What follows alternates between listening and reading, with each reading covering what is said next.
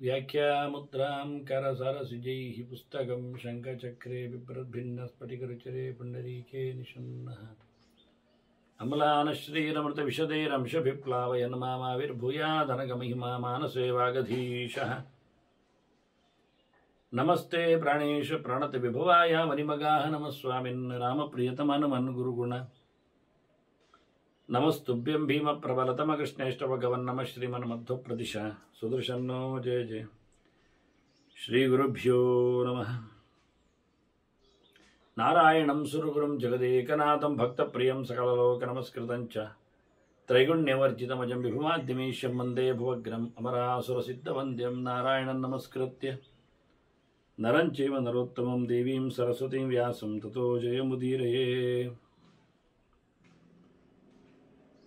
ವೇದವ್ಯಾಸರ ಮಹಾಭಾರತದ ಚಿಂತಕರಿಗೆ ವಂದನೆಗಳು. ಶಾಂತಿ ಪರ್ವದ 205ನೇ ಪ್ರವಚನ. ಮತ್ತೆ ತೊಂದರೆಗೊಳಗಾದ ಜನಮೇಜಯ ರಾಜನಿಗೆ ಶೌನಕ ಇಂದ್ರೋತ ಸಮಾಧಾನಪಡಿಸುವ ಕೆಲವು ಮಾತುಗಳನ್ನು, ಸಾರ್ವಕಾಲಿಕ ಮೌಲ್ಯಗಳನ್ನು ತಿಳಿಸಿಕೊಡುತ್ತಾನೆ. ಮುಖ್ಯವಾದ ವಿಷಯವನ್ನು ಕೇಳಿದರೆ ತ್ಯಾಗಧರ್ಮಂ ಪವಿತ್ರಾಣಾಂ ಸನ್ಯಾಸಂ ಮನೋರಬ್ರವೀತ್. ಅವನು ಹೇಳಿದ್ದೇನು? ತ್ಯಾಗ ಮಾಡಿ, ಎಲ್ಲ ಧರ್ಮದಲ್ಲಿಯೂ ಶ್ರೇಷ್ಠವಾದ ಕೆಲಸ ಎಲ್ಲವನ್ನು ಬಿಟ್ಟು ಬಿಡುವುದು, ಎಲ್ಲ ಕರ್ಮಗಳನ್ನು ಭಗವಂತನಿಗೆ ಸಮರ್ಪಿಸಿ ಬಿಡುವುದು. ಭಗವಂತ ಕಾಮ್ಯಾನಾಂ ಕರ್ಮಣಾನ್ಯಾಸಂ ಇದ್ದ ಹಾಗೆ ಅಷ್ಟು ಮಾತ್ರ ಅಲ್ಲದೆ ಸರ್ವ ಕರ್ಮಫಲ ತ್ಯಾಗಂ ರಾಹುತ್ಯಾಗಂ ಅಂತ ತ್ಯಾಗ ಸನ್ಯಾಸ ಇದೆರಡರ ಬಗ್ಗೆಯೂ ಅರ್ಜುನನ ಚಿಂತನೆಯಲ್ಲಿ ಕೃಷ್ಣ ಉತ್ತರ ಕೊಡುತ್ತಾನೆ. ಹಾಗೆ ಎಲ್ಲವನ್ನು ಭಗವಂತನಿಗೆ ಸಮರ್ಪಿಸಿ, ಎಲ್ಲವನ್ನು ಸಹ ಮೊದಲು ಮಾಡಿಕೊಳ್ಳದೆ, ಯಾವುದರ ಫಲವನ್ನು ಸಹ ಅಪೇಕ್ಷೆ ಇಟ್ಟುಕೊಳ್ಳದೆ ಎಲ್ಲ ಕರ್ಮಗಳನ್ನು ನಡೆಸುವಂತೆ ಮನು ಹೇಳಿದ್ದಾನೆ. ಅದರ ಚಿಂತನೆಯನ್ನು ಗಾಢವಾಗಿ ಇಲ್ಲಿ ಈತ ಬ್ರಾಹ್ಮಣ ರಾಜನಿಗೆ ಹೇಳಿಕೊಟ್ಟ. ಮತ್ತೆ ಸತ್ಯವಂತ ಹೇಳಿಕೊಂಡ ಮಾತುಗಳು ಕೆಲವುಂಟು ಅಂತ ಹೇಳ್ತಾನೆ. ಎಲ್ಲಿಯ ಸತ್ಯವಂತ ರಾಜ ಅಥವಾ ವ್ಯಕ್ತಿ ಅಂತ ಹೇಳಲಿಕ್ಕೆ ಹೋಗುವುದಿಲ್ಲ. ಸಾವಿತ್ರಿಯ ಇನ್ನೇನಾದವನಾಗಿರಬಹುದು, ಇತಿಹಾಸ ಪ್ರಸಿದ್ಧನಾಗಿ. ಅವ ಹೇಳುತ್ತಾನೆ, ತಪ್ಪು ಮಾಡುವವರು, ಈಗ ಒಂದು ಸಣ್ಣ ಮಗುವಿನಲ್ಲಿ ಕುಮಾರ ಎಲ್ಲವೂ ಮಾಡ್ತಾನವನು. ಯಥಾ ಕುಮಾರ ಸತ್ಯೋವೈ. ಅವನು ಪ್ರಾಮಾಣಿಕನಾಗಿ ಯಾವುದೇ ರಾಗದ್ವೇಷಗಳು, ಯಾರ ಒತ್ತಡಕ್ಕೂ ಯಾರ ಮೇಲಿನ ಹಂಗಿಗೂ ಇಲ್ಲದೆ, ನೈಮ ಪುಣ್ಯ ನ ಪಾಪಗಿರತ್, ಏನು ಒಳ್ಳೆದು ಮಾಡೋದಿಲ್ಲ, ಕೆಟ್ಟದು ಮಾಡುವುದಿಲ್ಲ, ಏನಾಗುವುದೆನ್ನುವುದನ್ನು ಎಚ್ಚರದಲ್ಲಿ ಇರುವುದಿಲ್ಲ. ಹಾಗೆ ಪ್ರತಿಯೊಬ್ಬನಲ್ಲಿಯೂ ತಪ್ಪುಗಳು ಆಗ್ತಾವೆ, ಒಳ್ಳೆಯದು ನಡೀತದೆ. ಹಾಗೆ ಅಭಿಮಾನ ಇಲ್ಲದೆ ಬದುಕುವ ನೆಲೆಯಲ್ಲಿ ಇರಬೇಕೆಲ್ಲರದ್ದು ಅಂತ ತಿಳಿಸ್ತಾನೆ. ಯೋಹ್ಯಸ್ತಿ ಸರ್ವಭೂತೇಷು ದುಃಖಮಸ್ಮಿನ್ ಕುತಃ ಸುಖಂ. ಪ್ರತಿಯೊಬ್ಬರೂ ದುಃಖವನ್ನು ಉಣ್ಣುವಾಗ ಅವನಿಗೆ ಸುಖ ಎಲ್ಲಿ ಬರಬೇಕು? ಎಲ್ಲ ವಿಷಯದಲ್ಲಿಯೂ ದುಃಖವನ್ನೇ ಎಲ್ಲಿ ನೋಡಿದ್ರಲ್ಲಿ. ಏವಂ ಪ್ರಕೃತಿ ಭಾವಾನಂ ಸರ್ವ ಸಂಸರ್ಗಯಾಯಿನ.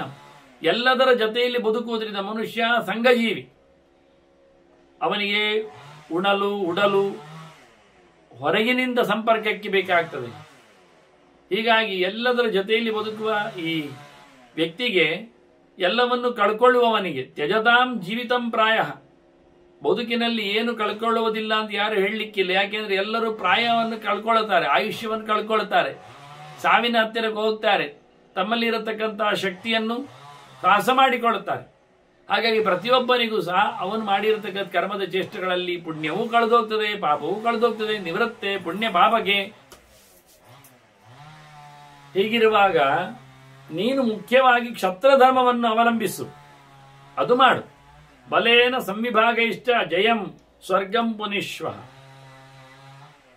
ಲೋಕದಲ್ಲಿ ಬಲ ಪ್ರದರ್ಶನ ಮಾಡಿ, ಶತ್ರುಗಳನ್ನು ನಿಗ್ರಹ ಮಾಡಿ, ರಾಜ್ಯ ವಿಸ್ತಾರ ಮಾಡಿ, ಪ್ರಜೆಗಳನ್ನು ಕ್ಷೇಮದಲ್ಲಿ ನೋಡಿಕೊಂಡು, ಸಂಪತ್ತನ್ನು ಬಂದದ್ದನ್ನೆಲ್ಲ ಜನರಿಗೆ ಹಂಚಿ, ಭೋಗ ವೈಭವಗಳಲ್ಲಿ ಸೋರಿ ಹೋಗದೆ ದೇಶಕ್ಕಾಗಿ ದುಡಿಯುವುದು, ಪ್ರಜೆಗಳಿಗಾಗಿ ಬದುಕುವುದು.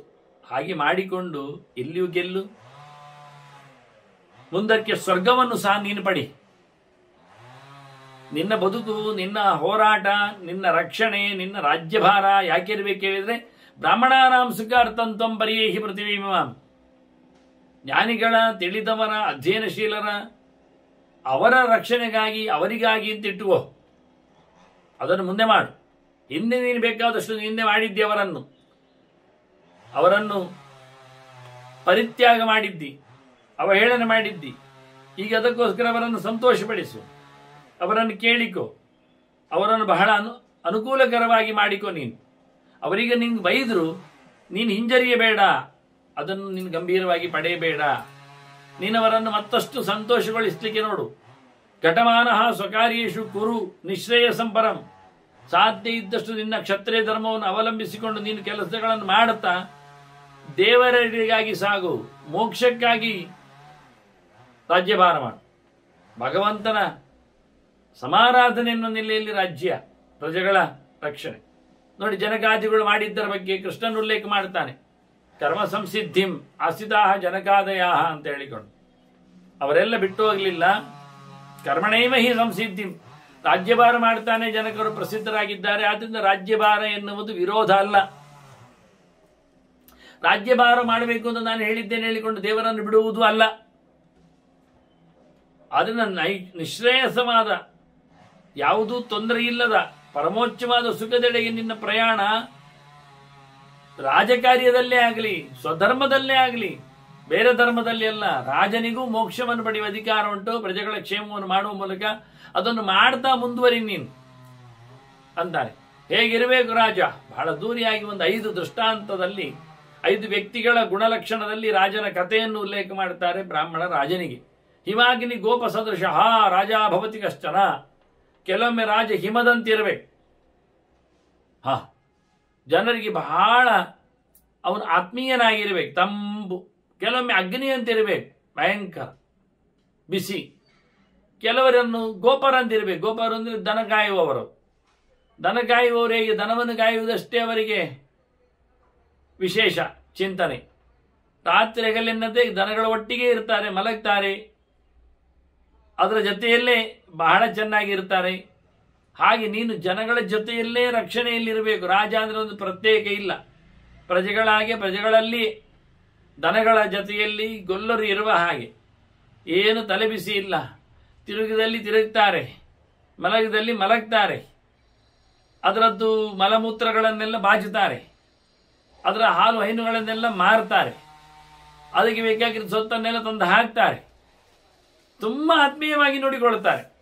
ಹಾಗೆ ನೀನು ದನಗಳನ್ನು ಕಾಯುವವರಿಗೆ ಹೇಗೆ ಅಸಡ್ಡೆ ಇಲ್ಲವೋ, ಸಾಧು ಪ್ರಾಣಿ ಹೇಳಿಕೊಂಡದನ್ನು ತುಂಬ ಮೋಕೆ ಮಾಡ್ತಾರೋ, ಅದರ ಮೇಲೆ ಯಾವುದೇ ರೀತಿಯಾದಂತಹ ತಮ್ಮ ಸೇಡನ್ನಾಗಲಿ ಪ್ರತಾಪವನ್ನಾಗಲಿ ದಂಡನೆಯನ್ನಾಗಲಿ ಮಾಡುವುದಿಲ್ಲ. ಯಾಕೆ ಅಂದರೆ ದನಗಳಲ್ಲಿ ದೇವತೆಗಳ ಸನ್ನಿಧಾನ ಉಂಟು ಎನ್ನತಕ್ಕಂಥ ಪ್ರೀತಿ ವಿಶ್ವಾಸ ಉಂಟು. ಅವುಗಳು ಅವರ ಬದುಕಿನ ಮೂಲ. ಹಾಲು ಹೈನುಗಳಿಂದ, ಜೊತೆಯಲ್ಲಿ ಆರೋಗ್ಯವರ್ಧಕವಾದ ಪದಾರ್ಥಗಳಿಂದ. ಇಷ್ಟೇ ಅಲ್ಲದೆ ಅಗ್ನಿಹೋತ್ರದ ಯಜ್ಞಯಾಗಗಳಿಗೆ ಉಪಯೋಗಕ್ಕೆ ಬರುವ ಹಾಗೆ ತುಪ್ಪಗಳನ್ನು ಮಾಡಿ ಅವರು ವೈಶ್ಯ ಸಮಾಜವರು ಬ್ರಹ್ಮ ಸಮಾಜಕ್ಕೆ ಅದನ್ನು ಸಮರ್ಪಿಸ್ತಾರೆ, ಕೊಡುತ್ತಾರೆ. ಹೀಗಾಗಿ ದೈವಿಕವಾಗಿಯೂ ಧನವನ್ನು ಪ್ರೀತಿಸ್ತಾರೆ. ಅವರ ವ್ಯವಹಾರ ಕ್ಷೇತ್ರಕ್ಕೋಸ್ಕರ ಆರ್ಥಿಕವಾಗಿಯೂ ಧನವನ್ನು ನಂಬ್ತಾರೆ. ಇಷ್ಟಾಗಿಯೂ ಅದರ ಬಗ್ಗೆ ಅವರು ಬಹಳಷ್ಟು ಪ್ರತಾಪವನ್ನು, ತೊಂದರೆಯನ್ನು ಮಾಡುವುದಿಲ್ಲ. ಅದನ್ನು ತಿಳ್ಕೊಂಡಿದ್ದಾರೆ ದೈವಿಕವಾದ ಅಂಶದ ನೆಲೆಯಲ್ಲಿ. ಹೀಗೆ ನೀನು ಪ್ರಜೆಗಳನ್ನು ನೋಡಿಕೊಳ್ಳಬೇಕು. ಸಾಧು ಪ್ರಾಣಿಗಳಂತೆ ಪ್ರಜೆಗಳು ಏನು ಗೊತ್ತಿಲ್ಲದವರು ಹೇಳಿಕೊಂಡು ನೀನು ಅವರನ್ನು ಚೆನ್ನಾಗಿ ನೋಡಿಕೊಳ್ಳಬೇಕು. ದೌರ್ಜನ್ಯ ಮಾಡಬಾರದು. ಬೇಕಾದಾಗ ಹಾಲನ್ನು ಕರೆಯುವಂತೆ ದನದ್ದು ನೀನು ಪ್ರಜೆಗಳಿಂದ ಟ್ಯಾಕ್ಸ್ ಅನ್ನು ಉಪಯೋಗಿಸಬೇಕು. ಆದರೆ ದನವನ್ನೇ ಕಡಿಯುವುದಲ್ಲ, ಹೆಚ್ಚು ಟ್ಯಾಕ್ಸ್ ಪಡೀಲಿಕ್ಕೋಸ್ಕರ ಕೆಚ್ಚಲನ್ನು ಕೊಯ್ಯುವುದಲ್ಲ. ಹಾಗಾಗಿ ನಿರಂತರವಾಗಿ ದನದ ಪ್ರೀತಿ ಯಜ್ಞಯಾಗಗಳಿಗೆ, ಪೂಜೆ ಪುನಸ್ಕಾರಕ್ಕೆ, ಊಟೋಪಚಾರಕ್ಕೆ, ರಾಜ್ಯದ ಸಂಪತ್ತಾಗಿ ಪರಿವರ್ತನೆ ಮಾಡಲಿಕ್ಕೆಲ್ಲ ದನಗಳನ್ನು ಉಪಯೋಗಿಸಿಕೊಳ್ಳುವಂತೆ ನೀನು ರಾಜನು ಹೀಗಿರಬೇಕು ಅಂತ. ಗೊಲ್ಲನ ಹಾಗೆ, ಬೆಂಕಿಯ ಹಾಗೆ, ಐಸ್ ಬರ್ಫಿ, ಹಿಮದ ಹಾಗೆ ರಾಜ ಇರಬೇಕು ಅಂತ ಉಲ್ಲೇಖ ಮಾಡ್ತಾನೆ. ಕೆಲವೊಮ್ಮೆ ಲಾಗನ ಅಶನಿಕಲ್ಪೋವ. ಲಾಂಗಲ ಅಂದ್ರೆ ಹಾಯಿಸುವಂಥದ್ದು, ಗದ್ದೆಯನ್ನು ಗೀರುವಂಥದ್ದು, ನೇಗಿಲು. ಕರ್ಷಣೆ ಮಾಡಬೇಕು ಪ್ರಜೆಗಳನ್ನು, ಆಗ ಒಳ್ಳೆ ಬೆಳೆ ಬರ್ತದೆ. ಕರ್ಷಣೆ ಮಾಡದ ಗದ್ದೆಯಲ್ಲಿ ಬಿತ್ತಿದ್ರೆ ಪ್ರಯೋಜನ ಇಲ್ಲ. ಕರ್ಷಣೆ ಮಾಡಿ ಬಿತ್ತಿದ್ರೆ 1ಕ್ಕೆ 10 ಫಸಲು ಬರ್ತದೆ. ಹಾಗೆ ಜನರನ್ನು ನೀನು ಒಳ್ಳೆ ಕೆಲಸದಲ್ಲಿ ತೊಡಗಿಸಿಕೊಂಡು ಅವರಿಂದ ದುಡ್ಡನ್ನು ಪಡಿಬೇಕು. ಒಳ್ಳೆ ಒಳ್ಳೆ ವೃತ್ತಿಗಳನ್ನು ಕಲ್ಪಿಸಿ ಬಿಟ್ಟಲ್ಲಿಂದ ಪ್ರಜೆಗಳಿಂದ ದೇಶವನ್ನು ಉದ್ಧಾರಗೊಳಿಸಬೇಕು. ಇನ್ನೊಂದು ಅಶನಿ. ಇವತ್ತು ಅಶನಿ ಅಂದ್ರೆ ಸಿಡಿಲ್, ರಭಕ್ಕ ಯಾವತ್ತು ಬರ್ತದೆ ಗೊತ್ತಿಲ್ಲ, ಯಾರಿಗೆ ಹೊಡಿತದೆ ಗೊತ್ತಿಲ್ಲ, ಹೊಡೆದ ನಂತರ ಹೇಳ್ತಾನೆ ಎನ್ನುವುದಿಲ್ಲ. ಹಾಗೆ ಶತ್ರುಗಳ ಮೇಲೆ ಸಡನ್ ಆಗಿ ಎರಗಬೇಕು, ಅವರ ನೆಲ ಕಚ್ಚಿಸಬೇಕು, ಪ್ರತಾಪವನ್ನು ಇಟ್ಕೊಳ್ಬೇಕು ಗಟ್ಟಿಯಾಗಿ. ಸಿಡಿಲಿನಂತೆ ರಾಜ ಅಂತ ಹೇಳಿ. ಹೀಗೆ ರಾಜ ಹೀಗಿರಬೇಕು, ನೀನು ಹಾಗೆ ಬರಬೇಕು ಅಂತ ಬಹಳ ಚೆನ್ನಾಗಿ ಅವನಿಗೆ ದೊಡ್ಡ ಮಟ್ಟಿನ ಗಡುಸು ರಾಜತನದ ಕಥೆಯನ್ನು ಉಲ್ಲೇಖ ಮಾಡ್ತಾರೆ. ಮತ್ತೆ ಹೇಳುತ್ತಾರೆ, ನ ವಿಶೇಷೇಣ ಗಂತವ್ಯಂ ಅಜಿಗಿತ್ಸೇನ ಮಾ ಪುನಃ. ನೀನು ನಿನ್ನ ಶಕ್ತಿ ಮೀರಿ ಹೋಗುವುದಲ್ಲ. ನ ಗಂತವ್ಯಂ, ಹೋಗಬಾರದು ಅಂದ್ರೆ ಹೋಗದಿರ್ಲಿಕ್ಕೆ ಆಗ್ತದ? ಹಾಗಲ್ಲ. ನ ವಿಶೇಷೇಣ ಗಂತವ್ಯಂ, ವಿಶಿಷ್ಟವಾಗಿ ಪ್ರತ್ಯೇಕವಾಗಿ ಎಲ್ಲ ಹೋಗಬಾರ್ದು. ಹೋಗ್ಲಿಕ್ಕೆ ಹೇಗೆ ಬೇಕು ಹಾಗೆ ಹೋಗಬೇಕು. ಹೋಗುವವರೆಲ್ಲ ಯಾರಿರ್ಬೇಕು ಅವರೆಲ್ಲ ಇರಬೇಕು. ರಾತ್ರಿ ಹೊತ್ತಿಗೆ ಏಕಾಂತದ ಸ್ಥಳದೆಡೆಗೆ, ಗೊತ್ತಿಲ್ಲದ ಪ್ರದೇಶದೆಡೆಗೆ, ಅಜ್ಞಾತ ಜಾಗಕ್ಕೆ, ಅಪರಿಚಿತನ ಜೊತೆಯಲ್ಲಿ ಎಲ್ಲ ಹೋಗ್ಲಿಕ್ಕಿಲ್ಲ. ಆದ್ರಿಂದ ಹೋಗ್ಬೇಕು ಎನ್ನುವುದರಲ್ಲಿ ರಾಜನಿಗೆ ಒಂದು ಸ್ವಲ್ಪ ರಿಸ್ಟ್ರಿಕ್ಷನ್ಸ್ಗಳಿರ್ತದೆ. ಅವನು ಶಿಸ್ತನ್ನು ದಾಟಿ, ಆನಂತರ ಸಂಘ ಸಂಸ್ಥೆಗಳನ್ನು ಬದಿಗಿಟ್ಟು, ಎಸ್ಕಾರ್ಟ್ಸ್ಗಳನ್ನು, ರಾಜಭೃತ್ಯರನ್ನೆಲ್ಲ ಹೇಳದೆ ಎಲ್ಲ ಹೋಗ್ಲಿಕ್ಕಿಲ್ಲ. ಅದನ್ನ ಯಾವುದನ್ನು ಅತಿಕ್ರಮಿಸಿ ನಡೆಸಬಾರದು. ಸ್ಪೆಷಲ್ ಆಗಿ ರಾಜನಲ್ಲಿ ಇರಬಾರ್ದು, ಎಲ್ಲ ಗೊತ್ತಿರಬೇಕು, ಹಾಗಿರಬೇಕು. ಅಚಿಕಿತ್ಸೆಯನ್ನು ಮಾಪನ, ಮತ್ತೆ ವಿಚಾರ ಮಾಡದೆ ಮಾಡಬಾರ್ದು. ಚಿಕಿತ್ಸೆ ಪ್ರತಿಯೊಂದರಲ್ಲಿ ವಿಚಾರ ಮಾಡಿಕೊಳ್ಳಬೇಕು. ಏನೆಲ್ಲ ವಾದಗಳು, ವಿವಾದಗಳು, ಆಯಾಮಗಳು, ವ್ಯತ್ಯಾಸಗಳು, ಮಾರ್ಗಗಳು, ಉಪಾಯಗಳು ಇರ್ತವೆ ಎನ್ನುವುದನ್ನು ಚೆನ್ನಾಗಿ ಚಿಕಿತ್ಸೆ ಮಾಡಿ ಕರ್ಮಗಳನ್ನು ಮಾಡಲಿಕ್ಕೆ. ನಜಾತು ನಾಹಮಸ್ಮೀತಿ ಪ್ರಸಕ್ತವ್ಯಂ ಅಸಾಧುಷ್. ಕೆಟ್ಟವನ ಮೇಲೆ ಎರಗುವಾಗ, ಹೋರಾಟ ನಡೆಸುವಾಗ ಅಯ್ಯೋ ನಾನು ಸತ್ಯ ಹೋದೆ ಅಂತ ತಿಳ್ಕೊಳ್ಳೇಬಾರದು. ನಾಹಮಸ್ಮೀತಿ ನಜಾತು, ನನ್ನಿಂದ ಆಗುವುದಿಲ್ಲ, ನಾನು ಸತ್ಯ ಹೋಗ್ತೇನೆ ಅನ್ನತಕ್ಕ ಎಚ್ಚರವೇ ಬಾರದೆ ನಾನು ಗೆಲ್ತೇನೆ, ನಾನು ಇದ್ದೇನೆ ಅಂದ್ರೆ ಪಾಸಿಟಿವ್ ಥಿಂಕಿಂಗ್ ಅಂತಾರೆ.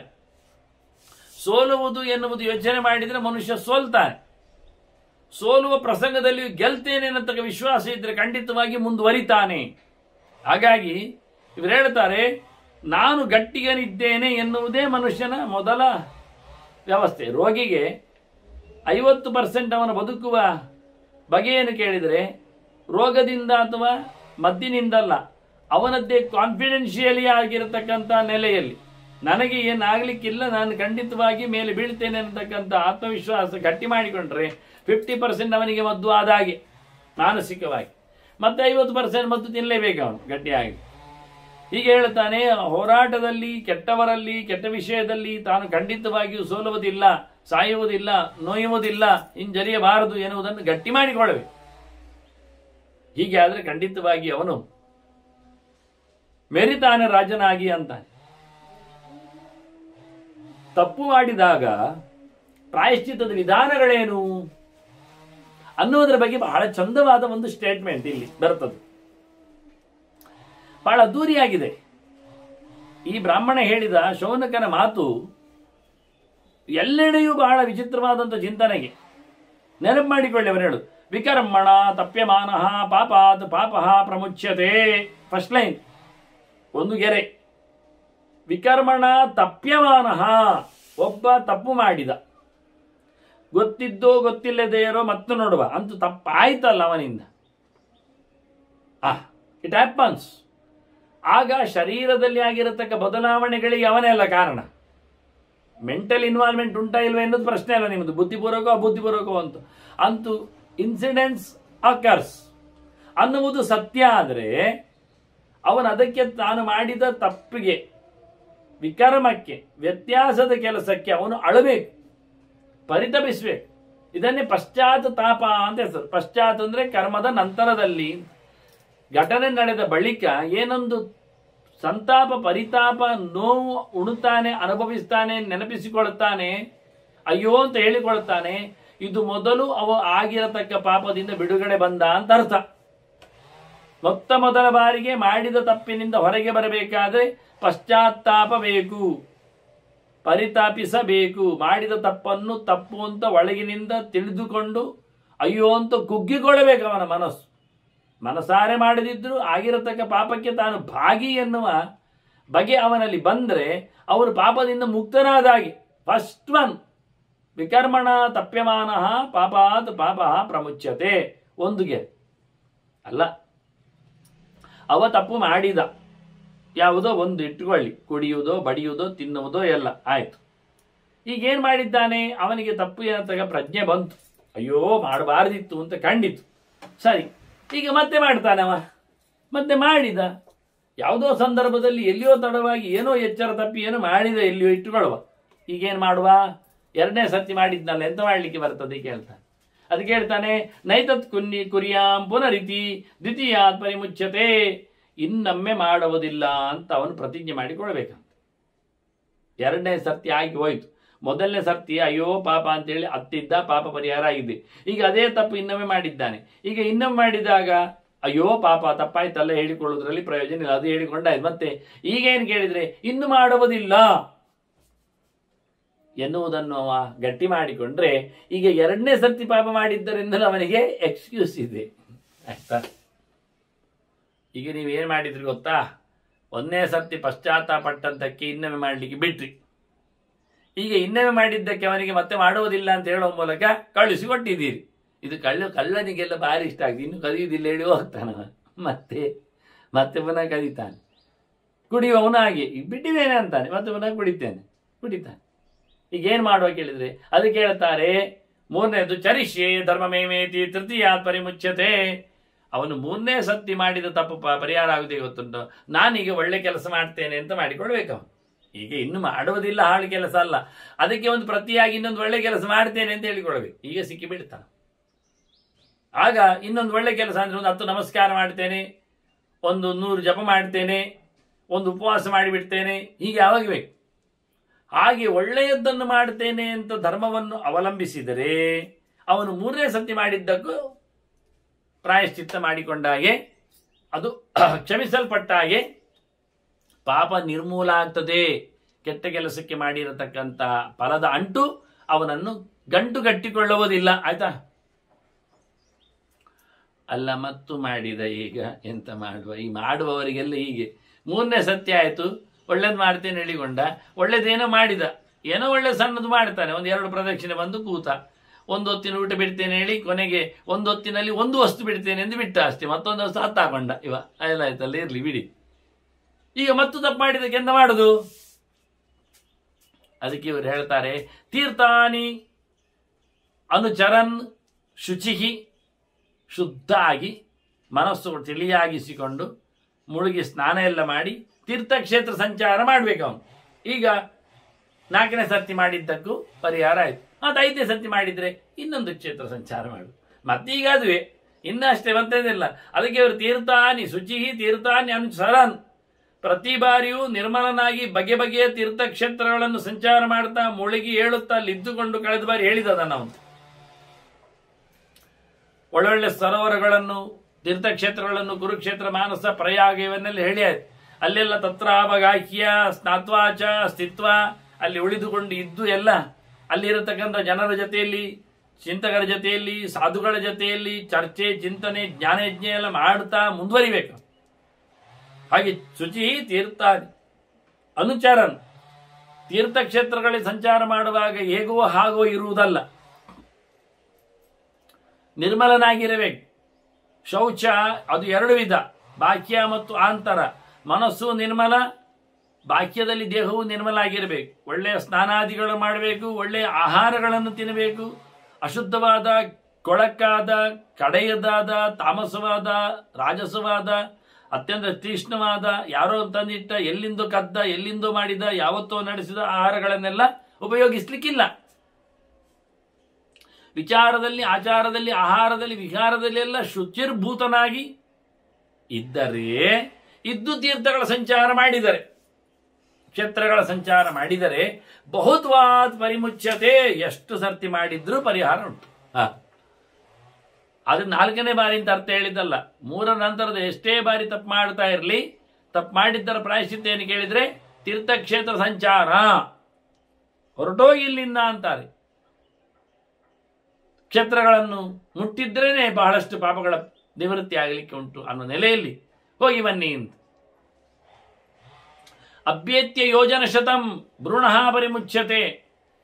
1,000 ಮೈಲು ಹೋದ್ರೆ ಸಾಕು ತೀರ್ಥಕ್ಷೇತ್ರಗಳೆಡೆಗೆ ಅಂತ. ಗರ್ಭದೊಳಗಿನ ಮಗುವನ್ನು ಹತ್ಯೆ ಮಾಡಿದವನಿಗೂ ಪಾಪ ಪರಿಹಾರ ಆಗ್ತದೆ ನೋಡಿ.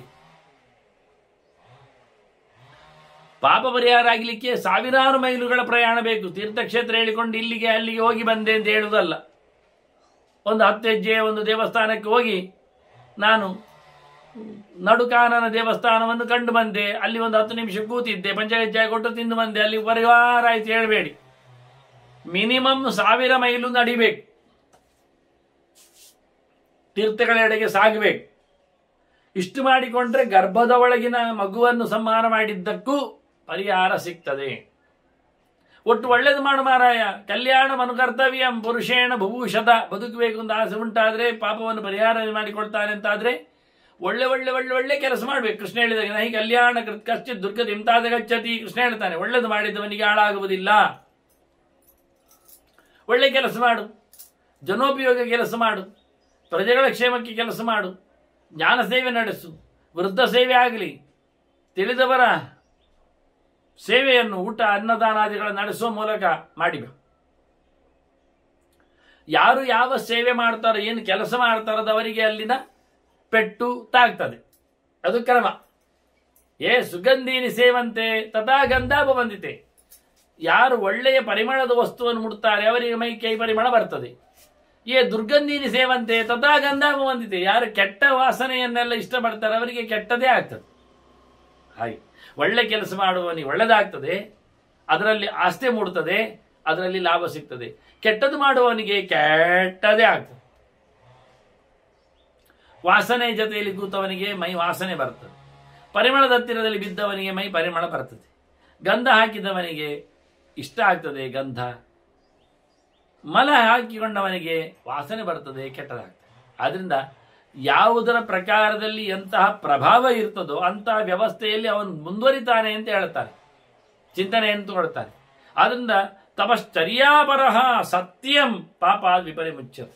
ಗಟ್ಟಿಯಾದ ತಪಸ್ಸು ಮಾಡಬೇಕು ಅವನು, ಸತ್ಯವಾಗಿಯೂ, ನಾಟಕ ಅಲ್ಲ. ನಾಟಕೀಯವಾಗಿ ತಪಸ್ಸು ಮಾಡಿದ್ದಕ್ಕೆ ಫಲ ಬರುವುದಿಲ್ಲ, ನೆನಪಿಟ್ಟುಕೊಳ್ಳಿ. ಯಾವುದು ಪ್ರಕೃತಿ ಅಲ್ಲವೋ, ವಿಕೃತಿಯೋ, ಇಮಿಟೇಷನೋ, ಸತ್ಯ ವಸ್ತು ಅಲ್ಲವೋ ಅದಕ್ಕೇನುಂಟು ಫಲ? ಡೆಕೋರೇಷನ್ಗೋಸ್ಕರ ಹೂವನ್ನು ಹಾಕಬೇಕು ಅಲಂಕಾರಕ್ಕೆ ಹೇಳಿ ಪ್ಲಾಸ್ಟಿಕ್ ಹೂಗಳನ್ನೆಲ್ಲ ಕಟ್ಟಿದ್ರೆ ಚಂದ ಕಾಣ್ತದೆ, ಚಂದ ಕಾಣ್ತದೆ. ಮೂಗಿಗೆ ಚಂದ ಕಾಣ್ತದ? ಆಯಾ ಆಕಾರದಲ್ಲಿದ್ದ ಹೂವಿನ ಆಯಾ ಪರಿಮಳ ಬರ್ತದ? ಇಲ್ಲ. ಆದ್ರಿಂದ ಇವರು ಹೇಳ್ತಾರೆ ತಪಶ್ಚರ್ಯಾಪರಃ ಸತ್ಯಂ. ವೇಷದಲ್ಲಿ ಮಾತ್ರ ತಪಸ್ಸಲ್ಲ, ಆಶ್ರಮದಲ್ಲಿ ಮಾತ್ರ ತಪಸ್ಸಲ್ಲ. ನೋಡುವಾಗ ಆಶ್ರಮ ನೋಡುವಾಗ ಮಾರೆ ತಪಸ್ವಿಗಳ ಕಾಣ್ತದೆ. ಮತ್ತೆ ಒಳಗೋಗಿ ನೋಡ್ಬೇಕು ಹೇಗಿರ್ತದೆ ವೈಭವ ಅಂತ.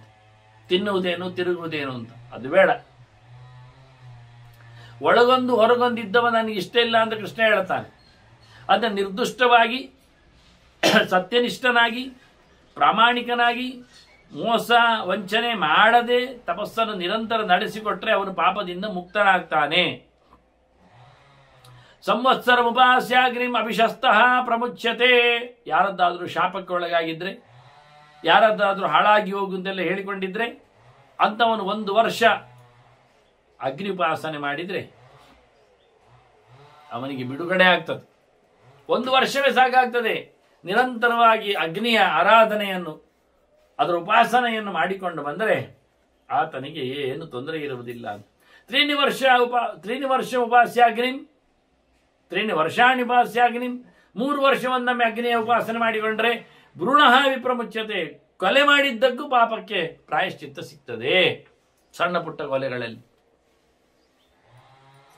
ಆದ್ರಿಂದ ಒಳ್ಳೆ ರೀತಿಯಿಂದ ಅನುಷ್ಠಾನಾದಿಗಳನ್ನು ನಡೆಸಬೇಕು.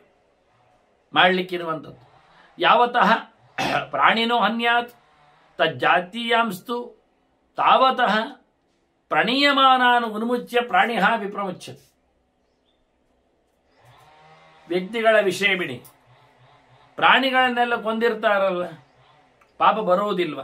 ಅದಕ್ಕೇನು ಮಾಡಬೇಕು ಹೇಳಿದ್ರೆ, ಎಷ್ಟು ಪ್ರಾಣಿಗಳನ್ನೆಲ್ಲ ನಾಶ ಮಾಡಿದ್ದಾರೋ, ಎಂಥ ಪ್ರಾಣಿಗಳನ್ನೆಲ್ಲ ಕೊಲೆ ಮಾಡಿದ್ದಾರೋ ಅಂಥ ಪ್ರಾಣಿಗಳನ್ನು ಅಷ್ಟು ಸಂಖ್ಯೆಯಲ್ಲಿ ಅವನು ರಕ್ಷಣೆ ಮಾಡಿದರೆ ಸಾಯ್ಲಿಕ್ಕೆ ಹೋದವುಗಳನ್ನು ಅದರಿಂದ ಹಿಡಿದಾಕಿಕೊಂಡು ಹೋಗ್ತಾರಲ್ಲ, ಅಂತಹ ದನ ಮುಂತಾದ ಪ್ರಾಣಿಗಳನ್ನು ಬಿಡಿಸಿದರೆ ಭಾರಿ ಪುಣ್ಯ ಉಂಟಂತೆ.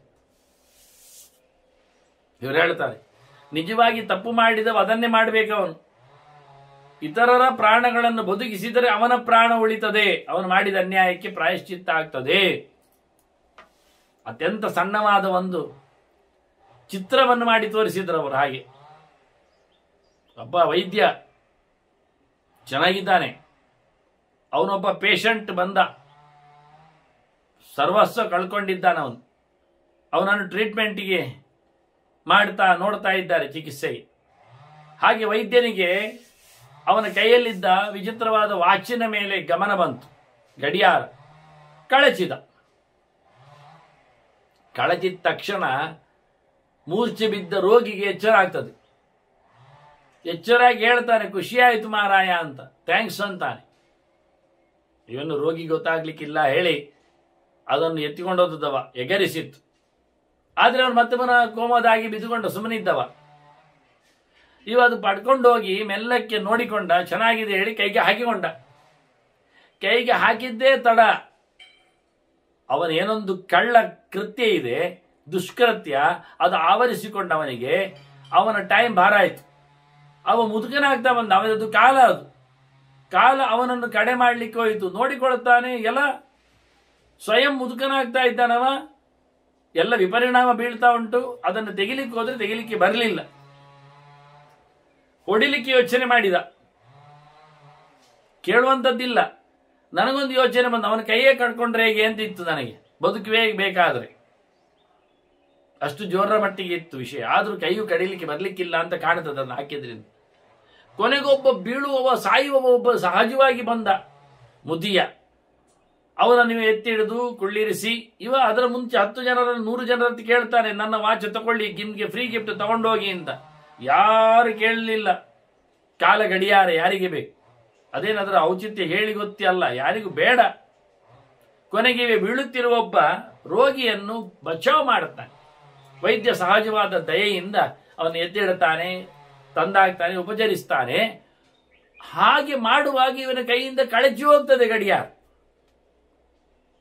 ಯಾಕೆಂದ್ರೆ ಒಂದು ಪ್ರಾಣಿ ಅವನ್ನು ಉಳಿಸ್ತಾ ಇದ್ದಾನೆ, ಆದ್ರಿಂದ ಇವನೇ ಪ್ರಾಣಕ್ಕೆ ಕೊಡಬೇಕು ಅಂತ ಮೌಲ್ಯ ಬಂತು.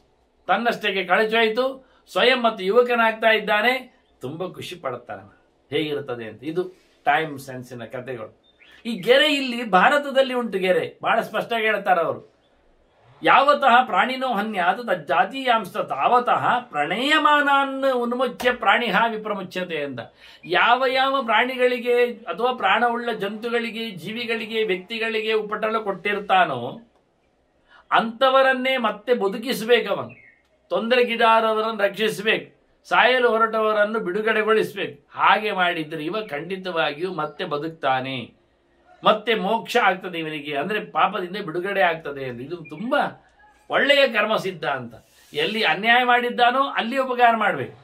ಎಂಥ ಮಕ್ಕಳಿಗೆ, ಎಂಥ ಜನರಿಗೆ, ಎಂಥ ಪ್ರಾಣಿಗಳಿಗೆ ಯಾವ ಹಂತದಲ್ಲಿ, ಯಾವ ವರ್ಷದಲ್ಲಿ, ಯಾವ ರೀತಿಯಲ್ಲಿ ಉಪಕಾರ ಮಾಡಿದ್ನೋ ಅದೇ ರೀತಿಯಾಗಿ ಅಂಥವರನ್ನು ಬದುಕಿಸಬೇಕು, ಒಳ್ಳೆದು ಮಾಡಬೇಕು, ನೋಡಿಕೊಳ್ಬೇಕು, ಔನ್ನತ್ಯವನ್ನು ಅವರಿಗೆ ಸಂಪಾದನೆ ಆಗುವಂತೆ ಮಾಡಿದರೆ ಇವನ ಪಾಪ ನಿರ್ಮೂಲ ಆಗ್ತದೆ. ಮಾಡಿದಂತೆ ಸರಿ ಮಾಡಿಕೊಳ್ಳಿಕ್ಕೆ ಅಷ್ಟೇ ಅದು ಮುಖ್ಯ ವಿಷಯ ಅಂತಾನೆ. ಹಾಗೆ ಮಾತ್ರ ಆಗ್ತದೆ ಅಂತೂ ಆಗ್ತದಲ್ಲ, ಅದು ವಿಷಯ. ಅದೇ ವಿಶೇಷ ವಾಕ್ಯವಾಗಿ ಅಪಿ ಜಾಪ್ಸು ನಿಮಜ್ಜೇತ ಜಪಂತ್ರಿ ರಘವರ್ಷಣಂ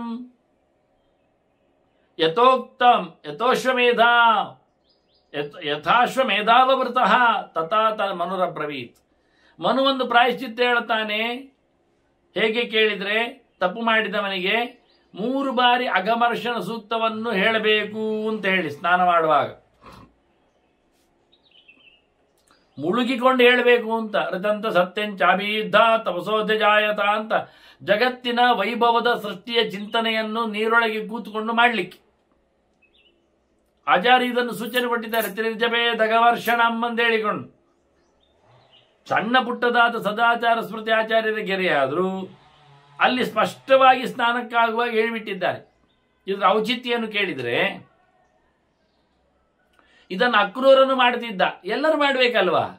ಮಹಾಭಾರತ ಬಂದ ನಂತರ ಮಾಡಿದ್ದಲ್ಲ, ಮೊದಲು ಯಾರೋ ಕೇಳಿದ್ರು.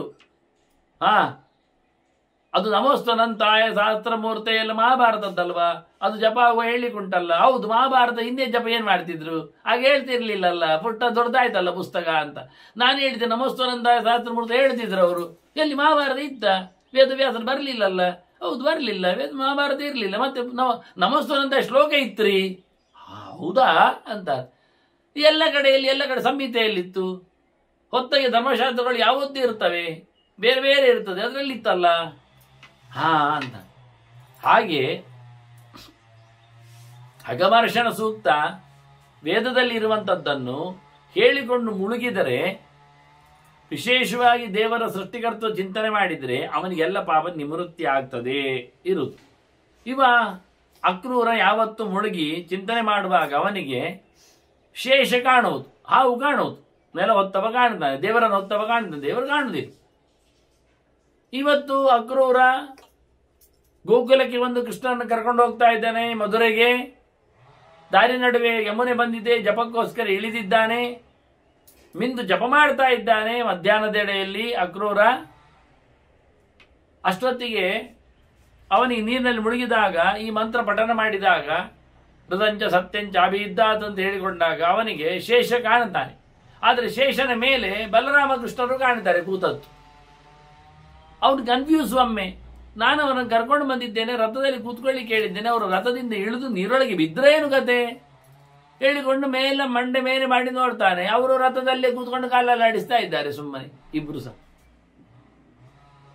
ಯಾವಾಗಲೂ ಶೇಷನನ್ನು ನೋಡುವವ ಇವತ್ತು ಶೇಷನ ಮೇಲೆ ಕೂತ ನಾರಾಯಣನನ್ನು ಕಂಡಿದ್ದಾನೆ.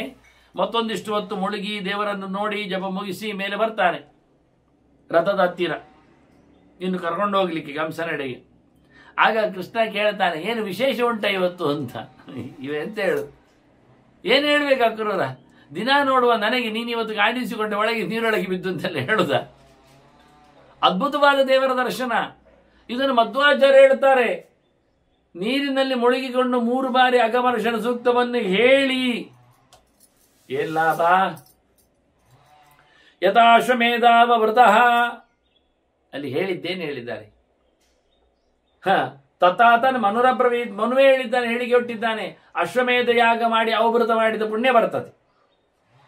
ಅಶ್ವಮೇಧಕ್ಕೆ ಎಷ್ಟು ಕಷ್ಟ ಆಗ್ತದೆ ನೋಡಿ, ಎಷ್ಟು ವರ್ಷ ಬೇಕು ನೋಡಿ. ಮುಂದೆ ಇದನ್ನು ಕೇಳಿಯೇ ಧರ್ಮರಾಜ ಅಶ್ವಮೇಧ ಯಾಗ ಮಾಡ್ತಾನೆ. ಏನು ಮಾಡಿದ ತಪ್ಪಿಗೂ ಪರಿಹಾರವಾಗಿ ಅಶ್ವಮೇಧ ಯಾಗ ಮಾಡಬೇಕು, ಅವಭೃತ ಆಗ್ಬೇಕು ಹೇಳಿದ್ರೆ ಧರ್ಮರಾಜ ಅಶ್ವಮೇಧ ಯಾಗ ಮಾಡ್ತಾನೆ. 5 ವರ್ಷದ ಅಶ್ವಮೇಧ ಯಾಗ ಅಂಥದ್ದು 3 ಮಾಡ್ತಾನೆ. 15 ವರ್ಷ ಧರ್ಮರಾಜ ಮಾಡಿದ ಅಶ್ವಮೇಧ ಯಾಗದಲ್ಲಿ ಧೃತರಾಷ್ಟ್ರ ಎಲ್ಲ ಇದ್ರು. ಆಗ ಮತ್ತೆ ಹೊರಟದ್ದವ. ಆಗ ಅಶ್ವಮೇಧ ಯಾಗ ಮಾಡಿ ಅವಭೃತವನ್ನು ಸ್ನಾನ ಮಾಡಿದ ಪುಣ್ಯ ಅಗಮರ್ಷಣ ಸೂಕ್ತ ಸ್ನಾನ ಮಾಡುವಾಗ ಹೇಳಿದ್ದರಲ್ಲಿ ಉಂಟು. ಇಂತಹ ದೊಡ್ಡದಾದ ಲಾಭ ವಿಷಯವನ್ನು ಆಚಾರ್ಯ ಮಧ್ವರು ಸಣ್ಣದಾಗಿ ತೋರಿಸಿಕೊಟ್ಟು ಲಾಭ ಬರುವಂತೆ ಮಾಡಿದ್ದಾರೆ. ಇದರಿಂದ ಏನಾಗ್ತದೆ ಕೇಳಿದವರು ಹೇಳ್ತಾರೆ, ಕ್ಷಿಪ್ರಂ ಪ್ರಣುದತೆ ಪಾಪಂ ಸತ್ಕಾರಂ ಲಭತೆ ತಥಾ. ಕೂಡಲೇ ಅವನಿಗೆ ಎಲ್ಲ ರೀತಿಯಾದಂತಹ ಪಾಪ ಪರಿಹಾರ ಆಗ್ತದೆ, ಎಲ್ಲರ ಮನ್ನಣೆ ಸಿಗ್ತದೆ. ನೋಡಿ, ಅಗಮರ್ಷಣದಿಂದ ಸೃಷ್ಟಿಯ ಚಿಂತನೆ ಮಾಡುವ ಮೂಲಕ ಭಗವಂತನ ಸೃಷ್ಟಿ ಚಿಂತನೆಯಲ್ಲಿ ಅವನಿಗೆ ಪಾಪದ ನಿವೃತ್ತಿ, ಪುಣ್ಯದ ಪ್ರಾಪ್ತಿ. ಅಪಿಚೈವಂ ಪ್ರಸೀದಂತಿ ಭೂತಾನಿ ಜಡಮೂಕವತ್. ಎಲ್ಲ ಪ್ರಾಣಿಗಳ ದಯೆ ಅವನಿಗೆ ಉಂಟಾಗ್ತದೆ, ಎಲ್ಲರೂ ಅನುಗ್ರಹ ಮಾಡ್ತಾನೆ, ಎಲ್ಲರೂ ಸಾಧು ಆಗ್ತದೆ. ಹೇಗೆ ಕೇಳಿದ ದೃಷ್ಟ ಜಡಮೂಕವತ್ ಅಂತ. ಒಬ್ಬ ಮೂಕ ಇದ್ದಾನೆ, ಏನು ಅವರಿಂದ ಹಾರ್ಮ್ ಇಲ್ಲ, ತೊಂದರೆ ಇಲ್ಲ, ಮಾತಾಡುವುದಿಲ್ಲವ, ಅವನು ಸುಮ್ಮನೆ ಇದ್ದಾನೆ. ಮೂಕ ಹೇಗಿರ್ತಾನೆ ಕೇಳಿದ್ರೆ ಬೆದುರುಗೊಂಬೆಯಾಗಿ ಇರ್ತಾನೆ. ಬೆದುರುಗೊಂಬೆಯಿಂದ ಯಾವುದೇ ಪ್ರಾಣಿಗಳಿಗೆ ಹೆದರಿಕೆ ಆಗ್ತದ? ಅವುಗಳವನ ಬೆದುರುಗೊಂಬೆಗೆ ಬಂದು ಉಚ್ಚೈದು ಹೋಗ್ತವೆ ಕೆಲವೊಮ್ಮೆ. ಅಷ್ಟೇ ಅಲ್ಲದೆ ತಲೆಲ್ಲ ಆಡಿಸಿ ಹೋಗ್ತವೆ, ತಲೆ ತೂರಿಸಿ. ಹಾಗೆ ಜಡ ಕಂಬ ಕಲ್ಲಿಟ್ಟಿದ್ದಾರೆ, ಉದ್ದ ಕಲ್ಲುಂಟು. ಉದ್ದ ಕಲ್ಲಿದ್ರೆ ದನ ಏನು ಮಾಡ್ತದೆ? ಹಾಯ್ಲಿಕ್ಕೆ ಬರುವುದಿಲ್ಲ, ತಲೆ ಕಿರಿಮಲಿಕ್ಕೆ ಬರ್ತದೆ, ಈಗ ತುರಿಕೆ ಮಾಡಿ ಹೋಗ್ತದೆ, ಅದಕ್ಕೆ ಬೆನ್ನು ತಿಕ್ಕಿ ಹೋಗ್ತದೆ. ಹಾಗಾಗಿ ಇವನಿಗೆ ಎಲ್ಲ ಪ್ರಾಣಿಗಳು ಶೇಲೆ ಮಾಡ್ತಾವೆ, ಹತ್ತಿರ ಬರ್ತಾವೆ, ಹಾಯುವುದಿಲ್ಲ, ಕಚ್ಚುವುದಿಲ್ಲ, ಬಡಿಯುವುದಿಲ್ಲ, ದುಡುವುದಿಲ್ಲ. ಆದ್ದರಿಂದ ಜಡಮೂಕವನ್ನಾಗಿ ಇದ್ದವನಿಗೆ ಹೇಗೆ ಎಲ್ಲ ಪ್ರಾಣಿಗಳು ಒಲಿತಾವೆಯೋ, ಅವನಿಂದ ಯಾವುದೇ ಹೆದರಿಕೆಯನ್ನು ಪಡೆದು ಅವನಿಗೆ ಯಾವ ರೀತಿಯಾದ ಹೆದರಿಕೆಯನ್ನು ಉಂಟು ಮಾಡುವುದಿಲ್ಲವೋ, ಪ್ರಾಣಿಗಳಿಂದ ಯಾವ ಒಂದು ಕಂಬ ಉಂಟು ಅದಕ್ಕೆ ಹೆದರಿಕೆ ಉಂಟಾ ರಾತ್ರಿ ಹಗಲಾಗಿ? ಅಥವಾ ಕಾಡಿನ ಮಧ್ಯೆಯಲ್ಲಿ ಕಂಬ ಉಂಟು ಅದಕ್ಕೆ ಯಾವುದೇ ಪ್ರಾಣಿಗಳಿಂದ ನೋವುಂಟ? ಹಾಗೆ ಬಹಳ ಚೆನ್ನಾಗಿ ಅಘವರ್ಷಣವನ್ನು ಹೇಳಿಕೊಂಡು ಸ್ನಾನ ಮಾಡಿ ಭಗವದೆಚ್ಚರವನ್ನು ಸಂಪಾದನೆ ಮಾಡಿದವನಿಗೆ ಎಲ್ಲ ಪಾಪಗಳ ನಿವೃತ್ತಿ, ಎಲ್ಲರ ಮನ್ನಣೆ, ಎಲ್ಲ ಜನರಿಂದ ಅವನಿಗೆ ವಿಶೇಷವಾದಂತಹ ಅನುಗ್ರಹ ಆಗ್ತದೆ. ಅಂದ್ರೆ ಇವನು ಮಾಡಲಿಕ್ಕೆ ಹೇಳು, ನೀನು ಮಾಡಲಿಕ್ಕೆ ಉಂಟು ಅಂತ ಬಹಳ ವಿಶೇಷವಾದಂಥ ಚಿಂತನೆಗಳಿವೆ ಇಲ್ಲಿ. ಅದನ್ನು ನಾನು ಸಂಧ್ಯಾ ಸಮೀಕ್ಷೆಯಲ್ಲಿ ಸ್ನಾನದ ಪ್ರಕರಣದಲ್ಲಿ ಕೊಟ್ಟಿದ್ದೇನೆ. ಈ ಗೆರೆಯನ್ನು ಉಲ್ಲೇಖ ಮಾಡಿದ್ದೇನೆ ಮಹಾಭಾರತದ. ಯಾವತ್ತೋ ಸಂಧ್ಯಾ ಸಮೀಕ್ಷೆಯನ್ನು ಕೊಟ್ಟದ್ದು, ಯಾವತ್ತೋ ಈಗ ಮಹಾಭಾರತ ಶಾಂತಿ ಪರ್ವ ಹೇಳೋ ಗೆರೆಗಳು, ಆ ಇಲ್ಲಿನ ಗೆರೆಯನ್ನಲ್ಲಿ ಉದ್ಧಾರ ಮಾಡಿ ತೋರಿಸಿಕೊಟ್ಟಿದ್ದೇನೆ. ಹೀಗೊಂದೊಮ್ಮೆ ದೇವತೆಗಳು ದೈತ್ಯರು ಸೇರಿಕೊಂಡು ಬೃಹಸ್ಪತ್ಯಾಚಾರ ಬೆಳಿಗ್ಗೆ ಬಂದು ಕೇಳಿದ್ದಾರೆ. ಒಳ್ಳೆಯ ಫಲ ಮಾಡಿದವರಿಗೆ ಒಳ್ಳೆಯ ಕೆಲಸ ಮಾಡಿದವರಿಗೆ ಒಳ್ಳೆ ಫಲ ಆಗುವುದು, ಕೆಟ್ಟ ಕೆಲಸ ಮಾಡಿದವರಿಗೆ ಕೆಟ್ಟ ಫಲ ಆಗುವ ವಿಷಯಗಳಲ್ಲಿ ಬೃಹಸ್ಪತ್ಯಾಚಾರಿಗೆ ಗೊತ್ತುಂಟಲ್ಲ ಹೇಳಿಕೊಂಡು ಸುರಾಸುರರು ಒಟ್ಟು ಸೇರಿಕೊಂಡು ಅವನಲ್ಲಿ ಪ್ರಶ್ನೆ ಮಾಡಿದ್ದಾರೆ. ಉಭಯತು ಯಸ್ಯ ಸುಕೃತೆ, ಒಬ್ಬ ಒಳ್ಳೆಯದು ಮಾಡಿದ, ಕೆಟ್ಟದ್ದು ಮಾಡಿದ. ಸರಿ ಮಾಡಿದ್ದಾನೆ ಒಳ್ಳೆಯದು ಮಾಡುವಾಗ, ಕೆಟ್ಟದ್ದು ಸರಿ ಮಾಡಿದ್ದಾನೆ. ಹೀಗೆ ಮಾಡಿದಾಗ ಭವೇತಾಂ, ಅವರಿಗೇನಾಗ್ತದೆ ಹೇಳ್ತಾನೆ. ಉಭಯತು ಯಸ್ಯ ಸುಕೃತೆ ಭವೇತಾಂ, ಎರಡೂ ಒಳ್ಳೆದು, ಎರಡೂ ರೀತಿಯಲ್ಲಿ ಒಳ್ಳೆದು ಕೆಟ್ಟದನ್ನು ಮಾಡಿದ ವ್ಯಕ್ತಿಗೆ ಕಿಂಸಿತ್ತಯೋಹೋ ತತ್ರ ಜಯೋತ್ತರಂ ಸ್ಯಾತ್, ಅವನಿಗೆ ಎಂಥ ಫಲ ಬರ್ತದೆ? ಕೆಟ್ಟದ್ದು ಮಾಡಿದ್ದಾನೆ, ಒಳ್ಳೆದು ಮಾಡಿದ್ದಾನೆ, ಎಂತ ಫಲ ಬರ್ತದೆ ಹೇಳಿ? ಫಲ ಹೇಗೆ ಉಂಟು ಅವನದ್ದು? ಕೆಟ್ಟದ್ದು ಮಾಡಿದ್ದರಿಂದ ಕೆಟ್ಟದೆಯಾ? ಒಳ್ಳೆದು ಮಾಡಿದ್ದಕ್ಕೆ ಏನಾದರೂ ಒಳ್ಳೆದುಂಟಾ? ಒಳ್ಳೆದು ಮಾಡಿದ್ದಕ್ಕೆ ಒಳ್ಳೆದೆಯಾ? ಕೆಟ್ಟದ್ದು ಮಾಡಿದ್ದಕ್ಕೆ ಕೆಟ್ಟದ್ದು ಸೇರ್ತದ? ಇದು ಕೆಲವೊಮ್ಮೆ ಇರ್ತದೆ. ಒಬ್ಬ ಅನ್ಯಾಯ ಮಾಡಿದ್ದಾನೆ, ಗಲಾಟೆ ಎಬ್ಬಿಸಿದ್ದಾನೆ, ಆದ್ರೂ ಒಳ್ಳೆ ಅಂಕ ಪಡೆದಿದ್ದಾನೆ, ಒಳ್ಳೆ ಓದಿಕೊಂಡಿದ್ದಾನೆ. ಆಗೇನು ಮಾಡ್ತಾರೆ? ಅವನನ್ನು ಎಕ್ಸ್ಕ್ಯೂಸ್ ಮಾಡ್ತಾರೆ. ಪರವಾಗಿಲ್ಲ, ತೊಂದರೆ ಮಾಡಿದ್ದು ಹೋಗಲಿ, ಒಳ್ಳೆ ಓದ್ತಾನಲ್ಲ. ಹೀಗೆ ಕೆಟ್ಟದ್ದು ಹೋಗೇ ಬಿಟ್ಟಿದ್ದ ಒಳ್ಳೇದು ಮಾಡುವಾಗ. ಮತ್ತೆ ಒಬ್ಬ ಒಳ್ಳೆದು ತುಂಬ ಮಾಡಿದ್ದಾನೆ, ಸಹಾಯ ಮಾಡಿದ್ದಾನೆ, ಸೇವೆ ಮಾಡಿದ್ದಾನೆ, ಒಳ್ಳೆ ಅಂಗದೆಳೆದಿದ್ದಾನೆ, ಆದರೆ ಅವನೇನು ಮಾಡಿದ್ದಾನೆ ಅಂದರೆ ಕಳ್ಳತನ ಮಾಡಿದ್ದಾನೆ. ಈಗ ಅವನನ್ನು ಒಳ್ಳೇದು ಮಾಡಿದ್ದಕ್ಕೆ ಕಳ್ಳತನ ಮಾಡಿದ್ದನ್ನು ಬಿಡ್ತಾರ ಹೇಗೆ? ಇಲ್ಲ. ಅಷ್ಟೆಲ್ಲ ಒಳ್ಳೇದು ಮಾಡಿದ್ರು ಅವನನ್ನು ಬದಿಗೆ ಹಾಕ್ತಾರೆ, ಅವನು ಕಳ್ಳ ಮಾಡಿದ್ದಾನೆ. ಏಕೋಪಿ ದೋಷ ಗುಣಸನ್ನಿಪಾತೆ ನಿಮಜ್ಜತಿಂದೋರಿವ ಹೇಳಿಕೊಂಡು ಕವಿ ಹೇಳುತ್ತಾರೆ. ಎಂತಹ ಚಂದ್ರ ಅಂತ ಕೇಳಿದ್ರೆ ಏನು ತಂಪು ಕೊಡ್ತಾನೆ, ಏನು ಚೆಲುವು ಇದ್ದಾನೆ, ಏನು ವೈಭವ ಕಾಣ್ತದೆ, ಏನು ಸೌಂದರ್ಯ ಎಲ್ಲ ಹೇಳಿಕೊಂಡ್ರೆ ಅದರಲ್ಲಿ ಮಧ್ಯೆಯಲ್ಲಿ ಕಪ್ಪು ಛಾಯೆ ಉಂಟಲ್ಲ, ಅವನಲ್ಲಿ ಕೇಳಿದ್ರೆ ಅದೇನು ಅದು ಲಕ್ಷಣವೇ. ಮೋರೆಯಲ್ಲಿ ಕಪ್ಪು ಚುಕ್ಕಿದ್ರೆ ಚಂದ ಕಾಣೋದಿಲ್ವಾ? ಹಾಗೆ ದೊಡ್ಡ ಚಂದ್ರಮಂಡಲದಲ್ಲಿ ಆ ಮೊಲದಂತೆ ಏನೊಂದು ಶಶಾಂಕ ಉಂಟು, ಅದು ಒಳ್ಳೆಯದೇ ಅಂತ ಹೇಳಿಕೊಂಡು ಅಷ್ಟೆಲ್ಲ ಗುಣಗಳಿರುವಾಗ ಒಂದು ಬ್ಲ್ಯಾಕ್ ಸ್ಪಾಟ್ ಎನ್ನುವುದು ನಗಣ್ಯ ಅಂತ ಹೇಳಿಕೊಳ್ಳುವವರಿದ್ದಾರೆ. ಅಷ್ಟು ಚಂದವಾದ ಕ್ಯಾನ್ವಾಸ್, ಬಿಳಿಯಾದ ಸಾತ್ವಿಕವಾದ ಪ್ರವೃತ್ತಿಯವ ಒಂದು ಕಳ್ಳ ಎನ್ನತಕ್ಕಂಥ ಬ್ಲ್ಯಾಕ್ ಸ್ಪಾಟ್ ಇಡೀ ಅವನ ತೇಜಸ್ಸನ್ನು ವಧೆ ಮಾಡ್ತದೆ. ಶೀಲವನ್ನು ಕಳ್ಕೊಂಡಿದ್ದಾನೆ. ಮತ್ತೆ ಏನು ಚಂದ ಇದ್ರೇನು, ಏನು ಗುಣವಂತಿಕೆ ಇದ್ರೇನು, ಏನು ದುಡ್ಡಿದ್ರೇನು, ಏನು ಅಂತತ್ತಿದ್ರೇನು, ಏನು ಅಧಿಕಾರ ಆದ್ರೇನು, ಪ್ರಯೋಜನ ಏನು ಕೇಳ್ತಾರೆ. ಆದ್ರಿಂದ ಎವ್ರಿಥಿಂಗ್ ಈಸ್ ಲಾಸ್ ಅಂತಾರೆ. ಆಗ ಮತ್ತೆ ಸಮಥಿಂಗ್ ಈಸ್ ಲಾಸ್ ಆದ್ರೆ ಲಾಸ್ ಅಲ್ಲ. ಆದ್ರೆ ಇದು ಕ್ಯಾರೆಕ್ಟರ್ ಒಂದೊಮ್ಮೆ ಹೋಗಿಬಿಟ್ರೆ ಇಡೀ ಪೂರ್ವ ಹೋದಾಗಿದೆ. ಆದ್ರೆ ಏನಾಯ್ತು, ಕೆಲವೊಮ್ಮೆ ಒಂದು ದೋಷದಿಂದ ಎಲ್ಲ ಗುಣಗಳನ್ನು ಮಾಯಿಸ್ತಾರೆ, ಕೆಲವೊಮ್ಮೆ ಒಂದು ಗುಣದಿಂದ ಎಲ್ಲ ದೋಷವನ್ನು ಮಾಯಿಸ್ತಾರೆ. ಅದರಿಂದ ಒಳ್ಳೆ ಕೆಲಸ ಮಾಡಿದವನಿಗೆ ಪಾಪ ಪೂರ ಇಲ್ಲ ಹೇಳ್ತೀರಾ? ಅಥವಾ ಪಾಪ ಪೂರ ಮಾಡಿದ್ರು ಒಳ್ಳೆ ಕೆಲಸ ಮಾಡಿದ್ದಕ್ಕೆ ಒಳ್ಳೆ ತುಂಬ ಕೆಲಸ ಮಾಡಿ ಒಂದು ಪಾಪ ಮಾಡಿದ್ರಿಂದ ಎಲ್ಲ ಒಳ್ಳೆ ಕೆಲಸ ಹೋಯ್ತು ಹೇಳ್ತೀರಾ? ಏನು ಕೇಳ್ತಾರೆ? ಬಹಳ ಚಂದವಾಗಿ ಊಟ ಮಾಡಿದ, ಕೊನೆಗೊಂದು ಹಾಗಲಕಾಯಿಯೋ ಮತ್ತು ಇನ್ನೇನೋ ಒಂದೊಂದು ಕಚ್ಚಿಕೊಂಡ ತಿಂದುಕೊಂಡ ಪೂರ ವಾಂತಿ ಮಾಡಿ. ಈಗ ಅಷ್ಟು ತಿಂದದ್ರಿಂದ ಪೌಷ್ಟಿಕನಾದ್ನೋ, ಇಷ್ಟು ಸಣ್ಣ ತುಂಡು ತಿಂದದ್ರಿಂದ ವಾಂತಿ ಮಾಡಿ ಎಲ್ಲ ಕಳ್ಕೊಂಡು, ಅಷ್ಟೆಲ್ಲ ಬೇಡದಿದ್ದದ್ದು ತಿಂದಿದ್ದ, ಕೊನೆಗೊಂದು ಏಲಕ್ಕಿ ತಿಂದ, ಎಲ್ಲ ಸಮಾಯಿತ ಅವನಿಗೆ. ಈಗೇನಾಯ್ತು, ಬೇಡದಿದ್ದದ್ದು ತಿಂದಿದ್ದಾನೆ, ಏಲಕ್ಕಿ ಒಂದು ಗುಣ ಬಿದ್ದು ಒಳ್ಳೆದಾದ, ಎಲ್ಲದೆಲ್ಲ ತಿಂದಿದ್ದಾನೆ, ಒಂದು ಹಾಳಾದ್ದು ಬಿದ್ದು ವಾಂತಿ ಮಾಡಿದ ಪಾಯ್ಸನ್ ಆಗಿ. ಈಗ ಯಾವುದಾಗ್ಬೋದು, ಹೇಗಾಗ್ತದೆ ಅಂತ ಬಹಳ ಚೆನ್ನಾಗಿ ಚರ್ಚೆಗೆ ಸುರಾಸುರರು ಕೇಳಿಕೊಂಡು ಬೃಹಸ್ಪತ್ಯಾಚಾರ ಹತ್ರ ಅವನೇನಾಗ್ತದೆ ಹೇಳಿ?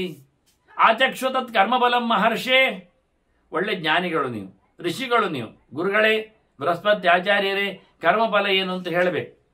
ಅವನದ್ದೇನು ಅಂತ, ಪಾಪಂ ಎಂಥದ್ದು, ಕಥಂ ಪಾಪಂ ನುದತೆ ಪುಣ್ಯಶೀಲ, ಮಾಡಿದ ಪಾಪವನ್ನು ಒಳ್ಳೆದು ಕೆಲಸ ಮಾಡಿದವ ಪರಿಹಾರ ಮಾಡಿಕೊಳ್ಳುತ್ತಾನೆ. ನಮಗೆ ಬೇಕಾದ ಮುಖ್ಯ ಅದು. ಒಳ್ಳೆದು ಮಾಡಿದ್ದು ಪಾಪದಿಂದ ಹೋಗುವುದಲ್ಲ, ಪಾಪ ಮಾಡಿದ್ದು ಒಳ್ಳೆಯದಿಂದ ಹೋಗ್ಬೇಕು. ಸುಮಾರು ದಿನ ಪಾಪ ಮಾಡ್ತಾನೆ, ಕೊನೆಗೊಂದಿನ ಒಳ್ಳೇದು ಮಾಡ್ತಾನೆ. ವಾರದ 6 ದಿನ ಹಾಳು ಮಾಡುವುದು, ಒಂದು ದಿನ ಮಾತ್ರ ಕೊನೆಗೆ ಆದಿತ್ಯವಾರ ದಿವಸ ನನ್ನ ಅಯ್ಯೋ ತಪ್ಪಾಯ್ತು ಹೇಳಿಕೊಳ್ಳುದು, ಅಲ್ಲಿ ಮುಗಿದೋಯ್ತು. ಮತ್ತೆ ಬರುವ ವಾರಕ್ಕೆ ಲೈಸೆನ್ಸ್ ಅನ್ಯಾಯ ಮಾಡಲಿಕ್ಕೆ. ಹಾಗಾಗ್ತದೆ ಹೇಗೆ ಕೇಳ್ತಾರೆ. ಅದಕ್ಕೆ ಬೃಹಸ್ಪತಿ ಆಚಾರ್ಯ ಬಹಳ ಚಂದವಾದ ಉತ್ತರ ಕೊಡುತ್ತಾರೆ. ಕೃತ್ವಾ ಪಾಪಂ ಪೂರ್ವಂ ಅಬುದ್ಧಿ ಪೂರ್ವಂ, ಮೊದಲು ತಪ್ಪು ಮಾಡಿದ ಗೊತ್ತಿಲ್ಲದೆ, ಆಯ್ತಾ? ಮತ್ತೆ ಪುಣ್ಯಾನಿ ಚೇತ್ ಕುರುತೆ, ಬುದ್ಧಿಪೂರ್ವ ಮತ್ತೆ ತಿಳಿದು ಒಳ್ಳೆದು ಮಾಡಿದ. ತಪ್ಪಾಯಿತು, ಆದ ನಂತರ ಅದನ್ನು ಸರಿ ಮಾಡ್ತಾನೆ. ಈಗ ಚಿತ್ರ ಮಾಡಿದ, ಸರಿ ಆಗಲಿಲ್ಲ, ತಪ್ಪಾಯ್ತು, ಮತ್ತೆ ಅದನ್ನು ಸರಿಯಾಗಿ ವಿನ್ಯಾಸಗೊಳಿಸಿದ. ಈಗ ಒಳ್ಳೇದಾಗಿದೆ ಇಲ್ವ ಚಿತ್ರ? ಆಯ್ತಲ್ಲ. ಮತ್ತೆ ಮೊದಲು ತಪ್ಪು ಮಾಡಿದಲ್ಲ, ಹೌದು ತಪ್ಪು ಮಾಡಿದ್ದಾನೆ, ಈಗ ಸಮ ಆಯ್ತಲ್ಲ. ಆದ್ರಿಂದ ತಪ್ಪು ಮಾಡಿದ ಕರ್ಮಗಳಿಗೆ ಮತ್ತೆ ಒಳ್ಳೇದು ಮಾಡಿದ್ರೆ ಸಮ ಆಗ್ತದೆ ಅಂತ ಬೃಹಸ್ಪತಿ ಆಚಾರ ವಾದ. ಅದರಲ್ಲಿ ಹೇಳುವಾಗ ಏನು ಹೇಳ್ತಾರೆ ನೋಡಿ, ಕೃತ್ವ ಪಾಪಂ ಪೂರ್ವಂ ಅಬುದ್ಧಿ ಪೂರ್ವಂ, ಮೊದಲು ಗೊತ್ತಿರದೆ ಮಾಡಿರಬೇಕು ತಪ್ಪು, ಅದು ಒಂದು ತಪ್ಪು.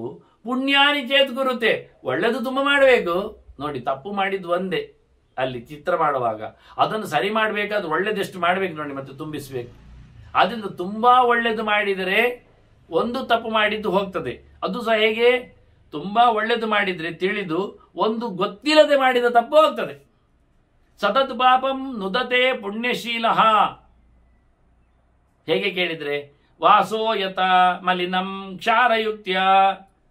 ನೀವು ಎಂಥದ್ದು ಹೇಳುವ, ಸೋಪ್ ಪೌಡರ್ ಹಾಕಿದ್ರೆ ಬಟ್ಟೆ ಕೊಳೆಯನ್ನು ತೆಗೆಯುವುದಿಲ್ಲ ನೀವು. ಹಾಗೆ ಬಟ್ಟೆಯಲ್ಲಿ ಕೊಳೆ ಆಗಿದೆ ಅಂದರೆ ಪಾಪದಿಂದ ಮನುಷ್ಯ ಹಾಳಾಗಿದ್ದಾನೆ.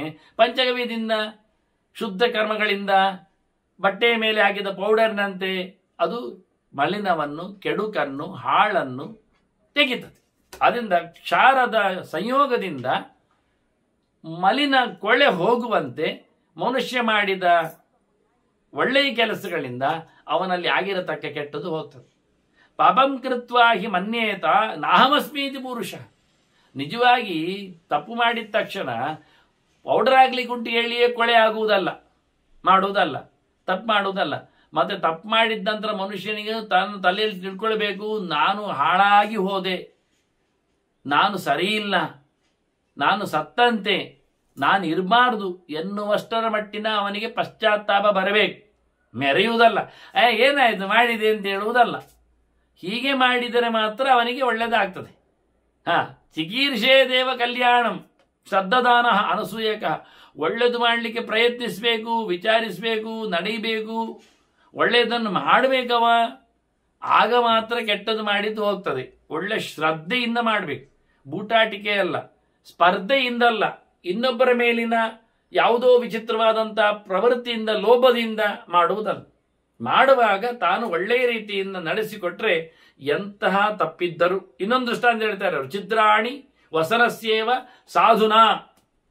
ಒಳ್ಳೆಯ ಕೆಲಸದಿಂದ ತಪ್ಪು ಹೋಗ್ತದೆ ಹೇಳುವುದಕ್ಕೆ, ಒಂದು ಹರಿದ ಬಟ್ಟೆ ಇದೆ, ಅದನ್ನು ಒಳ್ಳೆ ರೀತಿಯಿಂದ ಸ್ವೇವ್ ಮಾಡಿದ್ರೆ, ಹೊಲಿದಾಕಿದ್ರೆ ಚಂದ ಆಗುದಿಲ್ವಾ? ಹಾಗೆ ತೇಪೆ ಕೆಲಸ ಮಾಡಿದ ತಪ್ಪನ್ನು ಒಳ್ಳೆಯ ಕೆಲಸದಿಂದ ಪರಿಮಾರ್ಜನೆ ಮಾಡಲಿಕ್ಕೆ ಆಗ್ತದೆ. ಅದರಿಂದ ತಪ್ಪಲ್ಲ. ಮಾಡಿದ್ದಕ್ಕೆ ದಾನಗಳಿಂದ, ಯಜ್ಞಗಳಿಂದ ತೇಪೆ ಹಾಕಲಿಕ್ಕೆ ಆಗ್ತದೆ. ಅದು ಒಳ್ಳೆಯ ರೀತಿಯಿಂದ ಮುಚ್ಚಲಿಕ್ಕೆ ಬರ್ತದೆ. ಹರಿದ ಬಟ್ಟೆಯನ್ನು ತೇಪೆ ಹಾಕುವ ಮೂಲಕ ಸಂವೃಣೋತಿ ಸಹ ಒಳ್ಳೆಯದನ್ನಾಗಿಸಿಕೊಂಡು ಆವರಕಕ್ಕೆ ಅನುಕೂಲ ಆಗ್ತದೆ. ಹಾಗೆ ಮಾಡಲಿಕ್ಕೆ ನೋಡಿ, ಸೂರ್ಯ ಆದಿತ್ಯ ಏನಾಗ್ತಾನೆ ಅವನು? ಪ್ರತಿದಿನ ಉದಯನ್ನುವ ತಮಃ ಸರ್ವಂ ವ್ಯಪವತಿ. ಸೂರ್ಯನು ಪುನರುದ್ಯನವ.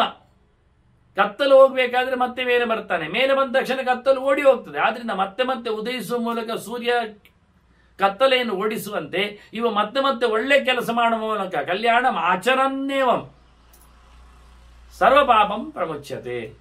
ಮತ್ತೆ ಮತ್ತೆ ಒಳ್ಳೆ ಕೆಲಸ ಮಾಡಿದ್ರೆ ಪ್ರತಿನಿತ್ಯ ಕತ್ತಲು ಹೋಗ್ತದೆ. ಕತ್ತಲು ಪ್ರತಿನಿತ್ಯ ಬರ್ತದೆ, ಸೂರ್ಯ ಉದಯಿಸ್ತಾನೆ, ಕತ್ತಲು ಹೋಗ್ತದೆ. ಹಾಗೆ ಇವನು ಮಾಡಿದ ತಪ್ಪನ್ನು ಪ್ರತಿನಿತ್ಯ ಒಳ್ಳೆಯ ಕೆಲಸ ಮಾಡುವ ಮೂಲಕ, ಮತ್ತೆ ಮತ್ತೆ ಒಳ್ಳೆಯ ಕೆಲಸ ಮಾಡುವ ಮೂಲಕ ಅದನ್ನು ಪರಿಹಾರ ಮಾಡಿಕೊಳ್ಳಿಕ್ಕೆ ಆಗ್ತದೆ, ಮಾಡಿಕೊಳ್ಳಬೇಕು ಅಂತ ಹೇಳಿ ಬಹಳ ಚೆನ್ನಾಗಿ ಅವನಿಗೆ ಅಡ್ರೆಸ್ ಮಾಡಿದರು. ಹೀಗೆ ಇಂದ್ರೋತ, ಶೌನಕ, ಜನಮೇಜಯನಿಗೆ ಪ್ರಾಯಶ್ಚಿತ್ತಗಳ ವಿಧಾನಗಳನ್ನೆಲ್ಲ ಹೇಳಿದ್ದಾರೆ, ಮಾಡಲಿಕ್ಕೆ ತಿಳಿಸಿಬಿಟ್ಟಿದ್ದಾರೆ. ಅದನ್ನು ಅವನು ಅಶ್ವಮೇಧಯಾಗ ಮಾಡಿಸಿದ್ರು ಅವರೇ ನಿಂತು. ಮೊದಲೇ ಹೇಳ್ತಾರೆ, ನಾನು ಲಾಭಕ್ಕೋಸ್ಕರ ಮಾಡುವುದಲ್ಲ ಅಂತ.